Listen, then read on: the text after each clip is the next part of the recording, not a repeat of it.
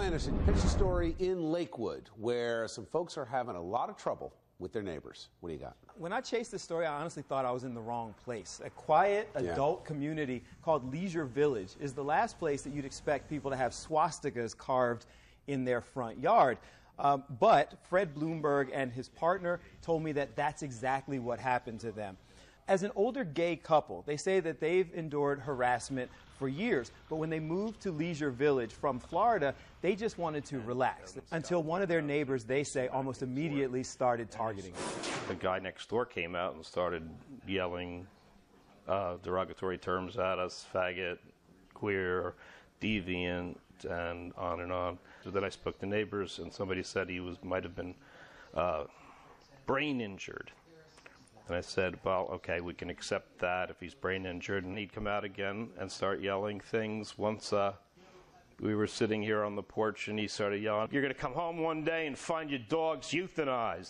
Things took a turn for the worst this past week when the man was seen carving swastikas in the yard in front of their house. Sunday when we were sitting on the couch, and he went out in the woods, he kept looking over his shoulders, and I don't know if he had a stick or something with him, but he started etching in the ground back and forth. Finally, I went over and I saw a swastika. It's Pete.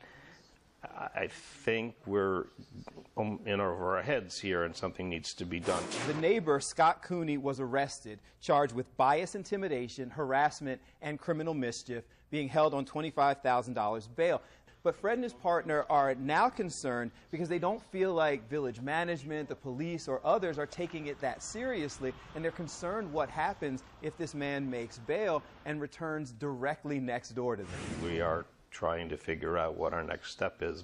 I did say, why don't we just get into our camper and go for a long drive? But that's not going to cure anything.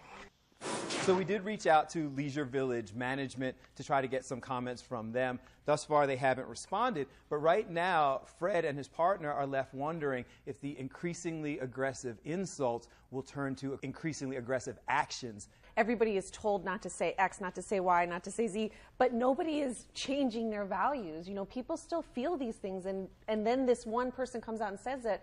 We need to educate people to not have these beliefs and horrible thoughts about other people. You could argue the point that he doesn't even know that he's being racist or a bigot. I mean, that's the whole point of mental illness, that people are not necessarily in control of the words or their actions. We also have institutions. We have institutions to put people who are mentally ill and can't control their actions. So we should institutionalize everyone who's mentally ill? Don't you just lock them up? Don't you think people are better off in the care of their family? And just because you're mentally ill, that's no excuse for hate. If he's mentally ill, he needs to clearly establish that for everybody in the community to know that. You know, for many, many decades, the ACLU and others have been standing up for mentally challenged folks and saying that the real solution in society is to be fully integrated. You're certainly not going to control what people think, and people are always going to have their own prejudices, but this seems to be a clear case of your rights end at the end of my nose, or in this case, my lawn. So I see this as squarely on the police to protect and serve the public. Please do something about it.